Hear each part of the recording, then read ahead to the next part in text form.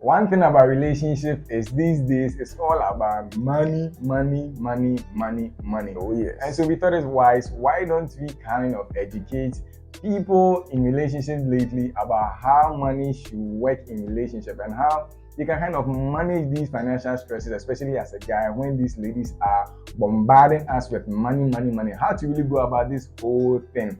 Mind you, we are no professionals, we are no this is not financial advice in any way, but these are some points we feel if you practice will help. I mean, our loyal followers will know that every time we say 70% of marriages fail and end up in divorce because of financial stress. Even if marriage is going through this margin relationship where there's no full entitlement, and so we urge you, whether or not you are going through financial crisis in your relationship, just watch it so that in the future, if you get yourself in a situation, you know how to navigate your way through it. So stay through till the end of this video and your finances in your relationship will be better than it used to be.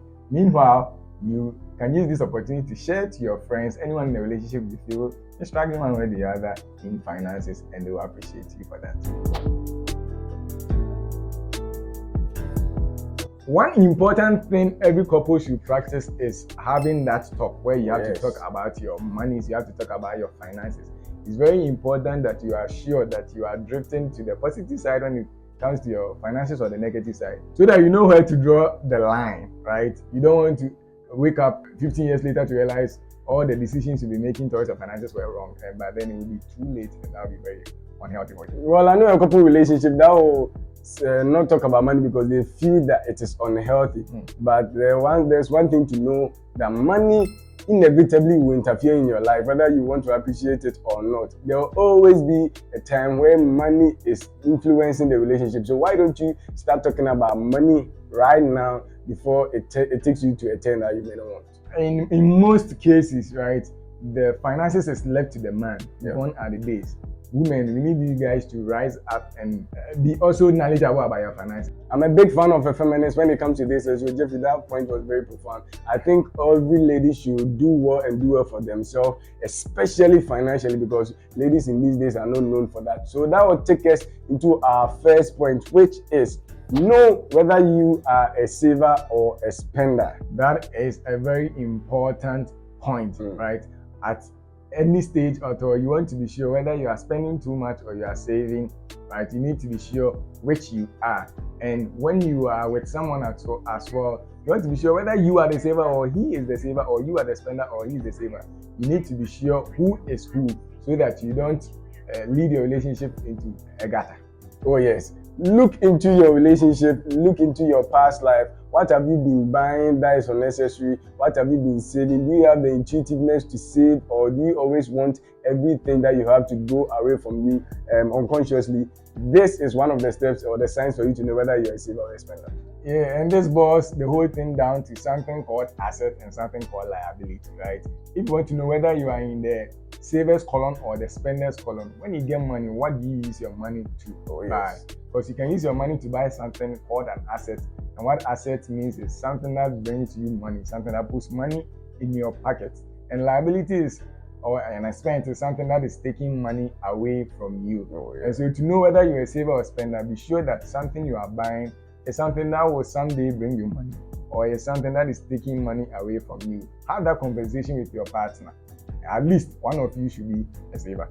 Oh yes, that's very important, and I think I love the viewpoint of it. Money has a tripartite state, which is it has a past, a present, and a future. What that means is that when you get money, you have to pay for something that you've gone through in the past. That's your bills, your one or two expenses, and your presence, which is the activities you are doing, your ongoing, the rent that you are staying in, and then your future, which is saving. That brings us to the part where you have to be a saver. And so rather than going to buy liabilities like cars and all unnecessary things, why don't you put it into the asset column, like Jeffrey is saying? That will bring you a couple cash flow, or just put it in your bank account.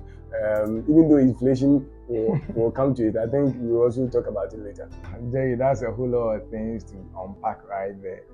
I think, Jay, what are some of the things we can buy that will be assets? What are some of the things you can buy that are liabilities? Maybe we should give a couple of examples. Some of these liabilities are going to buy a car. You realize you always spend fuel on that you maintain it and all that, and all of that. Jay, what are some of the examples you can come up with? With liabilities, there can be phones because you'll be buying airtime. So I think liability is anything that will in turn take money from you again. Talking about house, of course, it can be subjective with what you are doing with the house. That will make it an asset or a liability. And the car as well. Then the car as well. That is, if you rent it out, it can be it can be a form of asset to you. Anything taking deep money away from you, like your girlfriend, all of them can be a liability in a sense. At this point, I hope you are desiring to be a saver, because it has a lot of profound benefits to your relationship and to your personal life.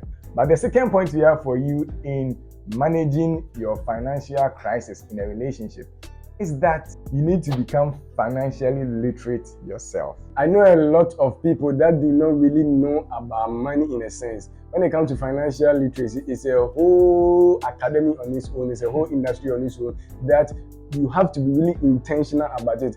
Because when you wake up in the morning, you can say, I want to go and eat, I want to go and do these things. But the more you become intentional, that's when you plan your day and you have a successful day. This also applies to money. When you really want to know about money, you have to be intentional about understanding money as a currency and whatever you do with money that can benefit you in a sense. This financial literacy thing, when you hear it for the first time, you may try to question yourself and be like, of course I understand what money is. But trust me, all these things we learned in school didn't really teach us what money really is, right? And so you need to be abreast about that. Take it upon yourself to find this knowledge yourself, right? Go onto these social medias, go on YouTube, search about money. I want to understand about money so that you get a broader idea about money, because we are not financial advisors. So what we are giving you are just something we try ourselves, and probably sometimes they work. And so we are trying to share it with you in our relationship, right? We want you guys to try it out, but be very particular about learning how money works. Even if you may be a banker or a teller in a bank and may not even know how money works, that's the depth to which people don't know how money works. When it comes to money, people not knowing money, I'll be a little biased here and say that ladies really don't find it in them to know about money. Because most of them are all about spending the money. They don't really know how accumulating money is important. And so we are saying this to say that you think you know about money, but you don't, because one, you don't know about the value of money. You don't know that the currency you are holding, that is not the money. The physical, that is just the physical presence in essence. But the value of money is what you used your time to, and that is the reward that you are getting. And the third point in managing your financial stress is to have a sustainable income flow. And what we mean by that is, once you now know that you are a saver or a spender, and you are now beginning to learn about money, be sure now on the third point that you have a consistent income flow. And what that means is you have a work or a business, something that pulls money into your bank account. And I know a couple people there are always in financial, detriment, and yet they don't work. I mean, how do you expect to be financially free when you don't have any source of income? And so, of course, we can't talk about being financially free without talking about having a sustainable income. Have something coming through every month, coming through every day, whatever kind of work you are going through. Have something that is coming on every now and then. Then we can talk about it being enough or not being enough. And so now that you have something sustainable going, where you thank God now you have a job or something like that, and you earn a certain amount of money, now you begin to apply these things we were saying about the asset thing and the liability thing. There's something called an appreciating asset. So when you buy something that is an asset that brings you money, you realize it grows up in value. And that's why sometimes people are like, the rich people always go to bank and get loans, but they use the loans to go and buy something like a piece of land, and they build something like a hostel. Even though it was in debt, you realize in the span of 10 to 15 years, the hostel will generate enough revenue that it will cancel out the debt entirely and will become more like a passive income kind of thing, where you get money even when you are asleep, right? That's the whole point. So you begin with something like a sustainable income flow, something you know will be consistent and you can rely on. Wow, talking about debt and how to use it to generate a lot of money will be a conversation for another day. But I can't help but go back to people who do not work in the first place. We are not here to just say that it's easy to find a work. Of course, we are in a country where the vast majority of the youth are unemployed, and it's very difficult to get a job anywhere. You cry for the lady because everywhere they are going, sleep with me, have sex with me, do this for me in 10. They are not even looking at a CV anymore. Of course, you can't overlook that. But to help with that, of course, we will tell you to either start something small for yourself. You want people to invest in you. So while you are looking for a job, we want you to start something yourself. You probably start a business or going through a commission based something. Where commission is, working for someone and putting an interest on it. That's also a conversation for another day. But start something for yourself. The reason I'm saying is that it will do you a lot of good psychologically for you to find something doing than to sit idle. I had a friend that called me one time and said, "Hey, you guys, are you not interested in any government work?" And I'm like, unfortunately, in this part of the world, government work is what is not interested in me. Even when, even when you have interest in getting a government job, the government job is not interested in you. So in this part of the world, it's very difficult to come up with a sustainable income flow, particularly when you're looking for employment of the sort, right? It's very difficult. So we can really sympathize with you guys that are out there looking for jobs. But like Jerry is saying, you don't want to be idle. You just don't want to be among the packs that are complaining, because they said that people that complain are losers. So what you can do is, at any point where you find people complaining, you can be like, how can you solve that problem? Right? When people are saying that there's no job, sit back and try and find something. You can always, like Jenny is saying, the commission based, you can go to a company that is already doing well and say you want to sell their products for them. So when you get the product on credit, that's how they do it. You don't even need money to start some of these things. And then you take the product and you go elsewhere and say, I took it for two Ghana cedis, but it goes out for 4 cedis. They don't know that, right? And you get a commission of 2 cedis. And it's helpful. You don't even have to market the product, because the product is something that's already being marketed by the company. And so you just take the product and you're like, oh, you've heard of the most popular one is Herbalife. So you've heard of Herbalife. Yeah, it goes for this. So they already know the product and they know it's good. So they just buy it and you get a little something off of it. You can also start an online market these days, since it's the most common trend these days.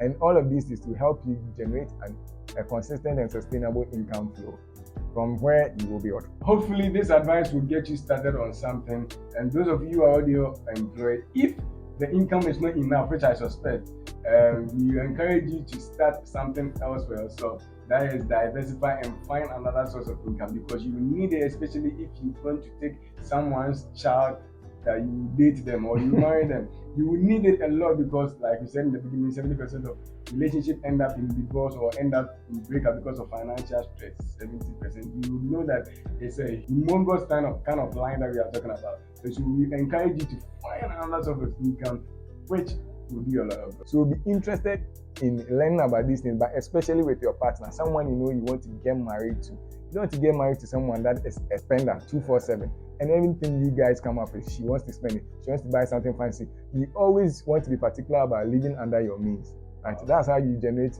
a lot of money for yourself, because as you are living under your means, you get to use these other monies for important things like buying assets that will in turn generate money for you. Trust me when I say this, you guys should learn about these things. It's fun to know, because it makes you feel a bit confident when you are taking certain decisions, right? To end this video, I'll talk about just one thing, which is there are 2 things that are killing the youth in Ghana, which is ignorance and arrogance. It is better for you to be an arrogant person if ignorance will not help you in any way. So go a long way to search about money. Be confident while you're moving on. Let people call you arrogant or not, but it is safer to be arrogant than ignorant. Thank you for staying till this far. We appreciate you for listening to us. Maybe leave a comment section. We realize some of our videos we don't leave space for comment section. Put something there. We open the comment sections for you so that you can say something. Whatever thing you really want us to especially just let us know. And let us know what you think generally on our content, right? If you like this video, subscribe if you want. We'll see you in the next one, right, Jack? See you in the next one.